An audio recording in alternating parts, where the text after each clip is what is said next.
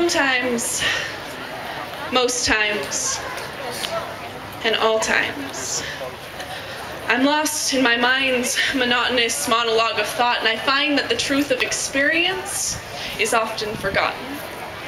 There's experience and existence and consciousness and now, and they're all tied together somehow more than my mind will ever allow. You know, we've thrown away time and we've held on to things because objects bring tangibility to our hands and eyes. We've latched onto lies that scream fallacy because they seem to be easy. This world keeps changing, exchanging itself for the visions in our heads, but instead of viewing heaven, we fear a future hell.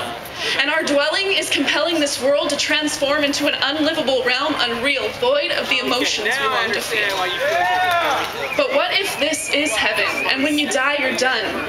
You know, actuality is more overwhelming than any religious or political conspiracy can ever be.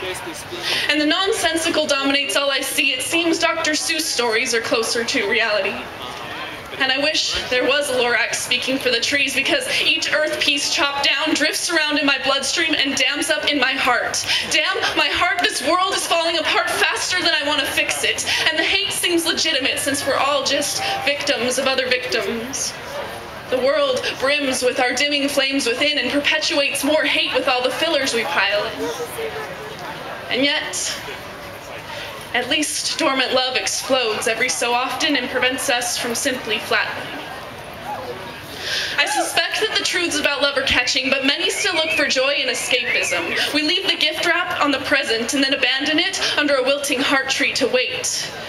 Wait. Wait. And our hearts grow heavy with the weight. We save time with modern-day devices, then happily pay the prices of those electronic media liars, literally spending our lives to watch on television as our desires are enjoyed by others. When will we realize that the world is in our eyes? Instead, we look outside in things and hang our own news swings with all we buy. Life passes us by, and still we buy, continually tied in more lies, distracting us from what we really want. You know, the more we think, the less that we be. And really, I just want to learn to love freely and have the chance to experience this world completely. And sometimes, most times, and all times, I'm just struggling to unbury that me inside and listen to her, listen for her, hear my inner sage as I peer at the universe in a grain of sand and finally understand it. I guess we're on the right path because it means that we've never been here before, and therefore we're traveling in a new direction, traveling in the now direction. And to my recollection, that's all there is. You know, maybe God stopped talking because we stopped listening. Listen. Listen. When was the last time that you remember listening? I guess the only answers that I have are go breathe in that air, because it's getting less and less likely that it will be there tomorrow. Because there is no Lorax speaking for the trees, and the longer that you wait to be, the less likely it is to be free. Oh.